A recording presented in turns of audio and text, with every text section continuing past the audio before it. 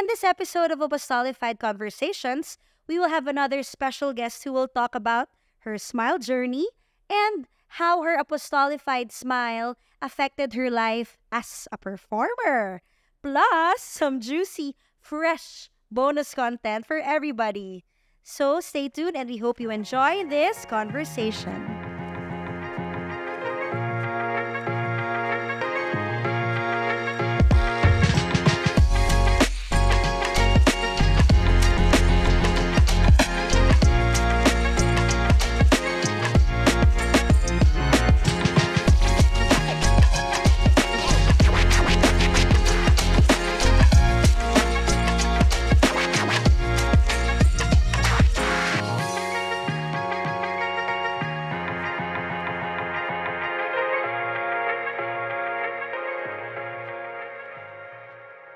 Hello everyone! Welcome to another episode of Apostolified Conversations. And we have another guest for today and I'm very excited. Actually, pag may mga outsider guest, it's a parang combination of excitement, nape-pressure ako. Hindi ko alam kung anong nafe-feel ko yung heart ko. Pero ayan, so I'm sure marami sa inyo, you know, our special guest of ours for today. She is one of the queens from the first season of Drag Race Philippines. Nakilala siya, na-notice siya, actually na-repost ni Miss Ariana Grande. Ito ni-repost yung performance niya.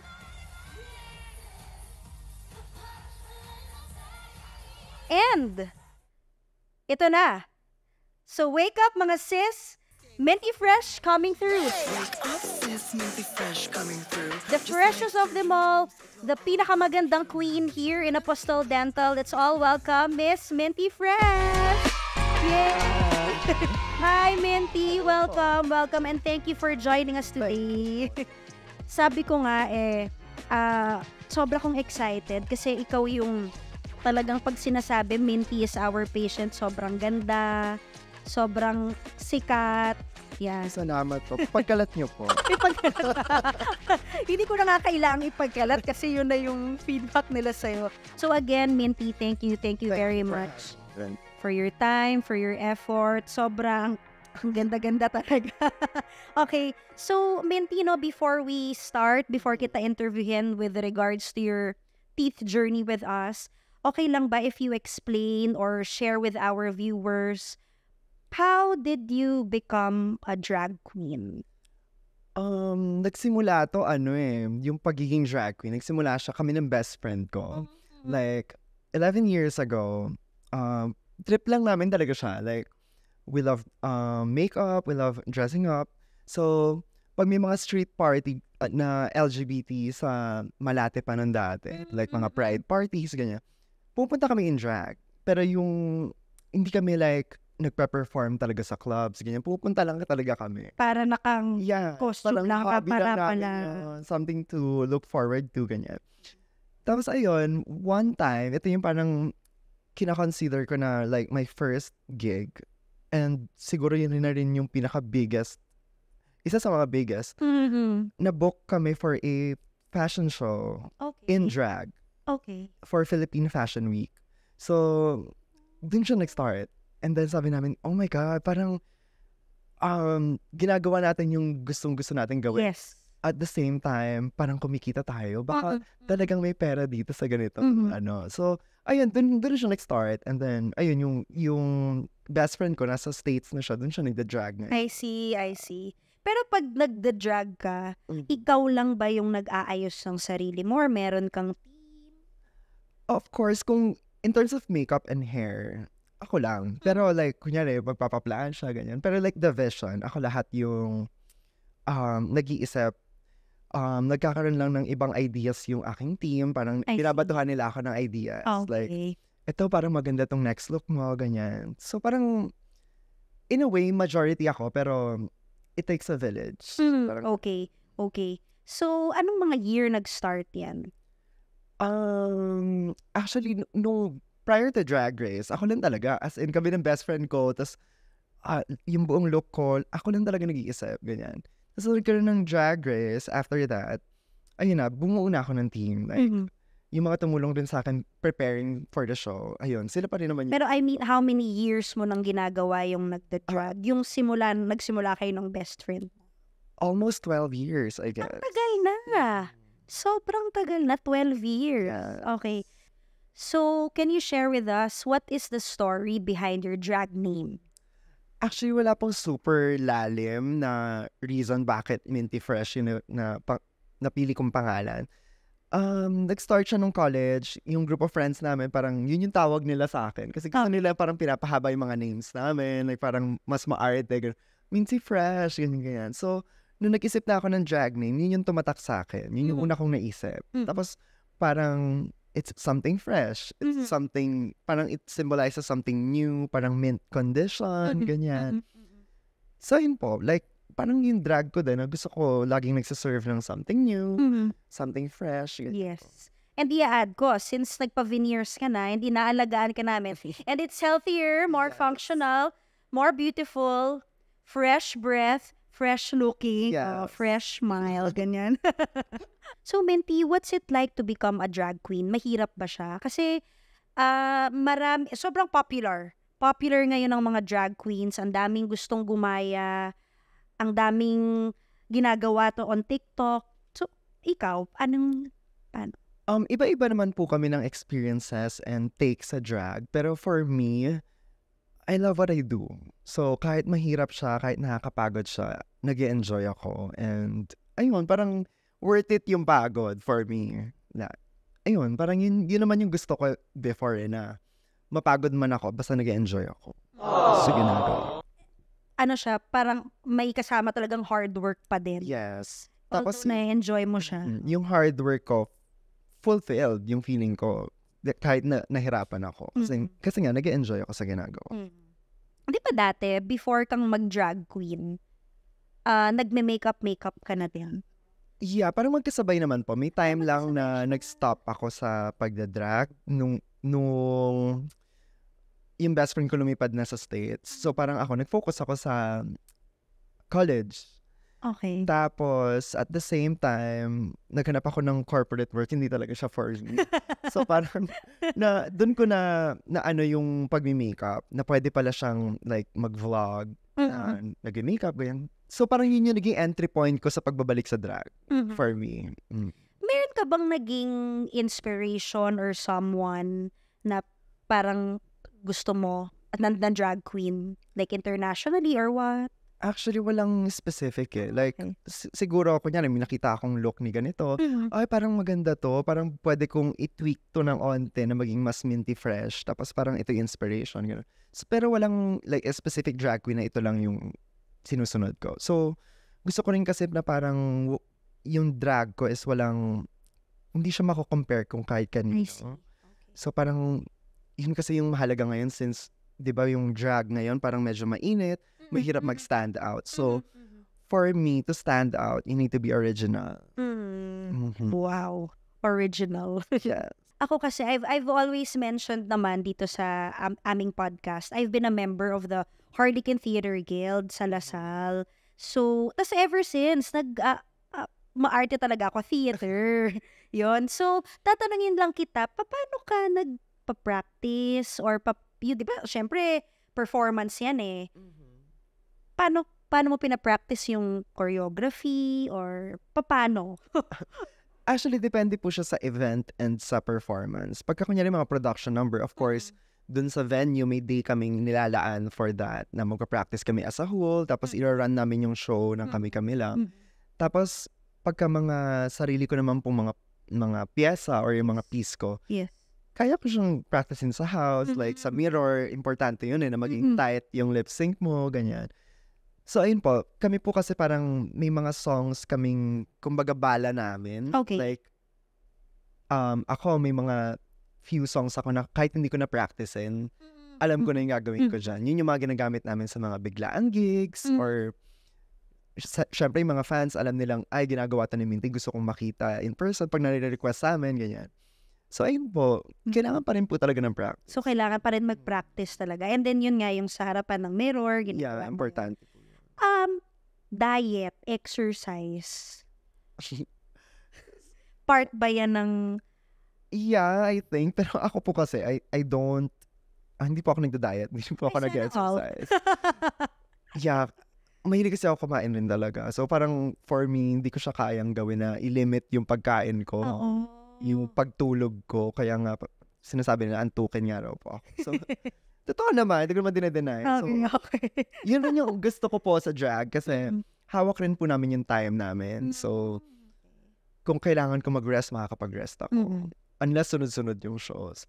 Yeah. Yun. So, di ba nga performing, art itong pagiging drag queen. Nung bata ka, nagpa-perform ka na ba? I always wanted to nung bata. Pero mas ano kasi ako nung bata. Like, introvert, I guess. Or, syempre takot pa ako nun talaga. Mm. Like, product po kasi ako ng all-boys school. Okay. So, sa all-boys school, Wow. medyo mas, ano sila, mas, parang focus nila pagka Becky ka, medyo negative. So, parang nakakatakot gumalaw nung mga times na yun. Parang, nalilimit rin yung, kunyari may gusto kang gawin, minsan hindi mo na siya magagawa kasi natatakot ka because baka nga mabuli ka sa pagiging gay. Pero buti, not turn around siya. Yeah. Pag introvert ngayon, parang, wow, di ba? Binawi natin ngayon. Binawi siya. Ang galing, ang galing. So, si Doc Jonas kasi, he always say that dentistry, it's science and art combined, especially in his field, cosmetic and aesthetic dentistry. And talagang maraming mga technicalities yan. But at the same time, yung creativity niya, napapractice niya rin through what he does. So, sa'yo, Minty, parang feeling ko nare-relate mo rin eh. Yes. Na art and science, performing, ganyan. Diba? Yeah, parang ganun rin naman po sa drag. Parang, di lang yung, kung ito lang yung nakikita niya, meron itong story behind, merong kung paano namin ginawa, ganyan. And dun rin namin na-express yung creativity namin. So, parang, yeah, dun namin nalalabas lahat. Kailangan ba parang technical ka? Kaya sa makeup mo, kailangan ganito siya. Sa hair mo, sa... Maybe po sa iba, pero iba-iba rin po talaga yung, sa per drag queen, iba rin kung paano nila gawin eh. So, for me For po, you, yes. gusto ko parang ano lang siya eh. Parang, kung anong maisip ko that day, ito yung gusto kong gawing look. Kung anong na-feel ko, ito yung gagawin ko. Wala naman siya like, hindi ko siya binibigyan masyado ng rules. Yeah, when doing it. Kumbaga, gusto mo color blue, like, yan, yung hair mo dapat, like, walang ganon. Yeah, kung ano lang na-feel ko that day or at that moment. Meron kasi minsan, kino-combine nila yung colors eh. Dapat, Yeah. babagay sa red, dapat ganito. Yeah, meron rin po, nandun pa rin naman po yung ganong mga basic na rules. But, in general po, like, kung magdadrag ako, kung ano lang talaga na-feel ko. Pero, syempre, kunyari may mga songs na ito kailangan yung look. Syempre, susunod tayo sa Okay. But, Okay. in general, gusto ko parang freely ko siyang nagagawa. And I think kaya mo nga siya na-enjoy kasi you really be yourself eh. Diyan sa look mo. Kumbaga, inisip mo siya, ito yung gusto mo, wala. No holds barred ba kung ganyan? Kung ano man sabihin ng iba na parang hindi ko bet yung ganyan ni Minty. Hindi man ikaw nagsuot. Parang, Oh, okay. Okay. yeah. Ayan, dahil sinabi mo yan, how are you with bashing? Paano mo hinahandle yan? Deadma. Siguro yung power of Deadma. So, na-ask ko to, no? Kasi meron mga gustong mag-drag nga, pero natatakot sila. Parang nauuna yung fear. Ano sasabihin sa kanila. Yeah. So, for you, Deadma. Yeah. Tsaka, feeling ko yun yung nakaka-intimidate rin eh. Kasi if you put yourself out there, may masasabi at masasabi talaga yung mga tao. Hindi mo naman siya like mapipigilan eh. Kahit hindi sa pagiging drag queen eh. Basta, may masasabi at may masasabi yung mga tao. Hindi mo naman sila hindi mo ma-control yung mga gusto nilang sabihin or yung ma-feel nila sa'yo. Ang ma-control mo yung self mo. Correct. Diba? Correct. Gusto ko yan. Actually, kahit naman dito sa dentistry, meron din mga nagbabash. Doctors, meron ding mga patients na wala naman silang kaalam-alam sa dentistry na nang babash din. But gusto ko yung sinabi mo na parang deadma. Yes. Kasi if you are out there, may mga masasabi talaga yung Yeah, mga tao. tsaka pag may nagbabash na sa'yo, alam mo nang may pangalan ka na. Yes. Oh. Like yung matter na sa life nila. Oo. Diba? Pinag-aaksiyan ka na nila ng panahon na Correct. Pero kami sa field namin, that's why we always want to do it right. Na science talaga, pinag-aaralan namin lahat-lahat. Yeah. Kasi pag binash ka, okay, they will say something about you. Pero kami, we know what we did is right. Yun ang talagang standard protocol. Yeah. Well, sa dentistry naman yun. Pero yung sa'yo, nagustuhan ko kasi you just be yourself. Yeah. Diba? Ikaw ang magsusot at the end of the day, ikaw naman yan. Tsaka at the end of the day, dagdag views yan. Oh, yes. Tama. Siyempre, pag nag-aayos ka ng sarili mo, you mentioned na vision mo, hair, makeup. When you do your lahat, yung pag-aayos, sa smile, anong napapansin mo sa smile mo? Ang smile kasi parang super important yan kahit hindi ka drag queen. Yes. Okay. Ako, sa family kasi namin, nasa genes namin yung weak yung teeth. Okay. So, ever since, parang naging insecurity ko talaga yung teeth ko. Tsaka yung bite ko before, medyo mali siya. So, ayun, parang dun ko talaga siya gustong, dati kino-cover ko pa. Like, Okay. pag kunyari, may kausap ako, kino-cover ko pa talaga siya. So, parang na-affect talaga niya yung confidence mo. Diba? Pagka nag-perform pa naman kami in drag, importante yung bibig eh. Kasi diba lip sync. So, isa sa main focus ng tao is yung lips, yung mouth. Diba? So, big part siya talaga. So, you mentioned na kino-close mo yung lips mo before, parang nakaka-affect siya sa overall confidence. Yes. Now that we did your veneers, ano yung nag-change? Nakakapag-perform ako freely talaga. Wala Yeah. akong iniisip na parang baka may bad angle yung ngipin ko. Okay. Diba? Parang mabubuka mo siya talaga ng freely. You know? So parang naka-affect rin siya sa lip sync skills ko. Parang mas naging tight, wala na akong iniisip pagka nagpa-perform ako. So, bukod na sa look, sa makeup, yung smile mo when you open your teeth, yan na yung least na iniisip mo. Yeah. Kasi all angles maganda So, siya. it completes the look rin eh. Okay. Diba? Parang any angle, parang wala ka nang iisiping mali. In terms of your veneers, yung shade, diba, there are a lot of lipstick shades. Nagkaka-problem ba yung shade ng veneers mo in terms of the shade of the lipstick that you choose? For me, it doesn't matter naman. Okay. Yeah. Kasi parang, yun nga, kung maganda yung ngipin mo, kahit anong lipstick mo na yung babagay na siya. Yun. Okay, that's a very nice answer kasi actually, yan yung tinatanong sa amin palagi or palaging nagko-comment. Gusto ko yung ganitong shade, pakikopya yung shade ni ganyan. Pero it really depends kasi kailangan ibagay yun sa face mo. Yes. And now that you got that kind of shade, kahit anong lipstick shade pa yan, di ba? Babagay siya. Okay. So, ginawa ka namin this year, ano na ba yun?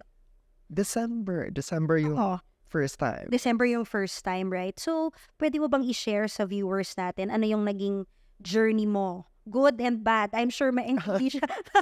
Yung first namin ginawa ka. I mean, of course, may discomfort. Alam naman natin lahat yun. Yan, actually. Please, ganda tayo dapat. Okay. Pero, compared sa, dati kasi po, naka-veneers na rin po ako. Yes. Like, may nakalagay na sa ngipin ko. But, mas painful yon. Like, iba talaga yung suffering nung sa dati. Okay. Compared nung dito, na parang, of course, may slight discomfort, pero, alam mo yun, parang at ease ka pa rin. Like, hindi ako nagpanic or hindi ako masyadong natakot. Yeah.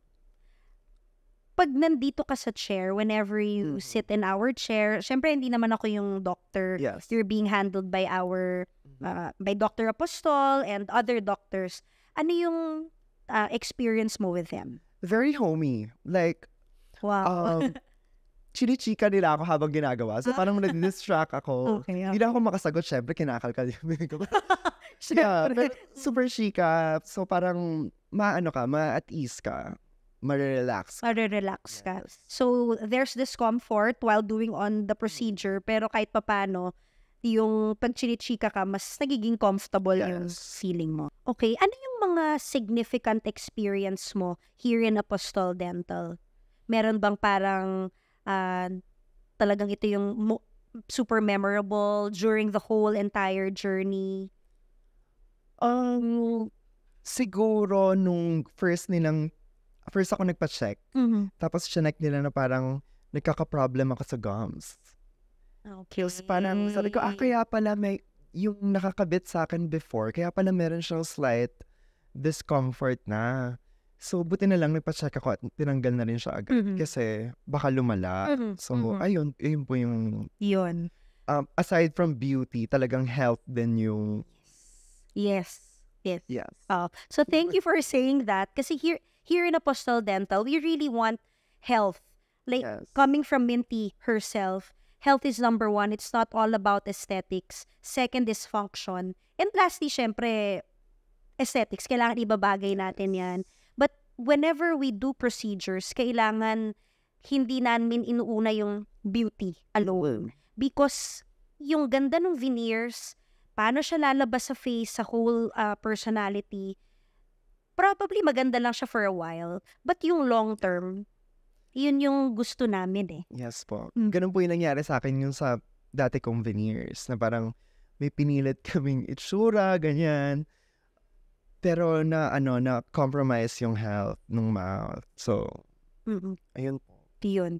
So, I guess, yun actually yung next question ko. Ano yung difference nung before and yung ngayon mo na veneers? So, it's healthier now. Healthier at saka yung mas komportable siya. Oh, It feels like my real teeth. Okay. Tsaka parang mas light. Napansin ko na parang feeling ko parang mas magaan yung bibig ko. Okay. Compared I before. see. Yeah. So, healthier, mas parang natural, not just natural looking, but natural feeling sa Yes, bibig. comfortable. Oh, and light. Meron din kasi actually, buti na mention mo yun. May mga nagtatanong kasi how it feels. Pagka may veneers, awkward ba? O ganun ba? Or something. Sa'yo, walang ganon. Wala, parang feeling ko bumalik yung natural ng ngipin. Siyempre, di ba pagka i-alter yun before. Yes. So, parang nung napalitan yung dati kong veneers, mas siya ngayon, parang mas bumalik yun sa dati na natural yung pakiramdam. Yung feel. Yes. Nung kinabit namin yung, so what we did with Minty, upper and lower arch yan, hindi lang siya upper, full mouth yung veneers. Nung nilagyan ka, both upper and lower, may mga changes ba? What I mean is, in terms of functionality, or nagkaroon ka ba ng parang awkward feeling at first, and then, well, ngayon, naka-adapt ka na, may ganun bang period? Siguro at first, medyo, kahit naman, ano ka pa rin what do you call this? Parang maninibago ka pa rin. Okay. But, pagkatagal, parang... Ano yung pagkatagal? Mga weeks, months? Actually, parang a week, okay na eh. Parang naka-adjust na yung bibig ko. Sa pagkain talaga, na ano ko siya, parang yung bite ko, parang mas, siya ngayon, mas intact. Parang dati kasi may parts na hindi nagtatouch. Okay. So, mas balance ngayon Mas siya. balanced. Yes. Natutuwa ko. Kasi, Napansin ko rin po pala, parang nabawasan yung pag-grind ko. okay. But you wear your night guard as well. Yes. Oo. Pero kasi before, pagkagising ko, masakit yung ganito ko eh. Sa dati kong veneers, parang nag-grind talaga ako buong gabi. Parang ganun yung feeling. Pero ngayon parang wala na akong discomfort sa jaw when waking up. So, talaga, hindi pa kasi kita natanong after we did yung parang sobrang konting chika lang. Busy kasi si Minty rin. Busy rin dito sa clinic. So, talagang natutuwa ako hearing those from you na aesthetics, of course, not a problem. All angles maganda siya. Pero the health and even the functionality and even pagkagising mo sa umaga na wala yung tension na nabago siya. Yes. That's what we really want for our patients kasi holistic approach. Kahit anong type of veneers yan or iyon, basta holistic dapat yung approach niya. So, natutuwa akong marinig yan. So, Minty, now that you have new sets of veneers, paano mo siya mine-maintain? Of course, mas mas careful na ako sa mga kinakain ko kasi syempre baka mabasag or what. Tapos yung night guard, yun talaga yung pinaka-important for me. Lalo na sa someone na nag-grind at night, Yes. important talaga siya kasi may tendency na baka rin mag-chip or mapudpud yung veneers. Yes, a night So, guard ayun. kasi talaga pang protection. Tapos tinitreat ko rin lang siya na as if it's my natural teeth na parang, syempre magbabrush tayo everyday, ganyan. Yun po. And floss. Floss. Yes. Yes, yung tinuro namin sa'yo. Okay. Kasi talaga ako nagpo-floss. Pero kayo, Before. nag-floss na. Puti, sinabi mo kasi marami tinatamad mag-floss. Siya, nakakatamad talaga siya. Pero kasi nga, pag nag-commit ka sa tiis ganda, dapat tiis ganda until the end. Yes, diba? yes, that's true. And ano naman yung advice mo sa mga people who are thinking of getting veneers, medyo confused pa sila? Yeah, if you really think na kailangan mo, go for it. Kasi it will really it will really have an effect on your confidence talaga. So, malaking bagay yung kahit ang liit lang na part yung ngipin sa atin, pero malaking bagay siya talaga sa confidence lalo. Yes, yan. And advice din na mabibigay mo for people aspiring to become a drag queen. For me, ganun rin. Go for it. If you really think na ito yung passion mo and mag-enjoy ka doing this, go for it. Kasi wala naman siyang rules eh. So marami kasi nai-intimidate to do drag. Like parang feeling nila kailangan magaling ka magpatawa, magsayaw, ganyan. I believe na hindi naman kailangan ng drag queen maging magaling sumayaw or maging nakakatawa or what. Basta be you. Yung persona na bubuin mo, gawin mong ikaw. And basta ma-express mo yung gusto mong i-express. Okay, so before we close, meron tayong juicy bonus content. Yan, before we end this episode. So, alam naman natin lahat, Minty is very vocal, lalo na sa Twitter, ang mga posts niya, sa Instagram. Basta siya, very, very vocal siya. She speaks her mind. Ganyan siyang tao. So ito ang tanong ko sa'yo.